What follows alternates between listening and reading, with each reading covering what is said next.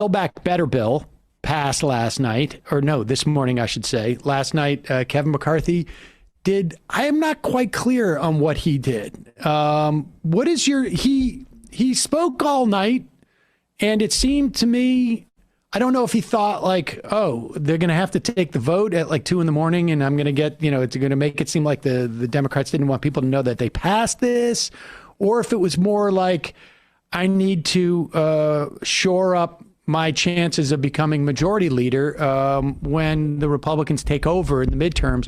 What was your sense of like what McCarthy was doing? And then we'll talk about the bill itself. I think you had it with that latter point. I think McCarthy just wants to. It's not a given that McCarthy is going to be Speaker of the House next year if Republicans win the House, and so I think he's trying to present himself as someone who's going to stand up against Democrats and resist Democrats as much as possible. I want to make the quick point. McCarthy could speak for so long because House leadership, even if they're only allocated a minute to speak, have basically unlimited speaking privileges, and so he kind of took advantage of that to speak for 8 hours and 30 minutes or so. And then he stopped. Like, he obviously couldn't go on for much longer, so he stopped. And I think that maybe gives us an illustration what the return to the talking filibuster in the Senate might look like if it ever happens, right? That you can delay a vote as long as you want, as long as you're able to keep the floor.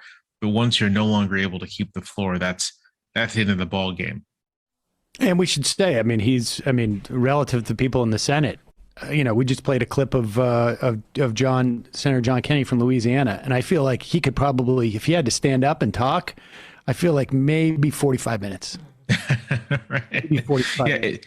It's not clear to me that anyone really has or too many people have the stamina to talk for 12 hours or 16 hours or 24 hours to delay a vote versus the current system now where you can just send an email and say that you want to you want to invoke cloture or you want to require a cloture vote.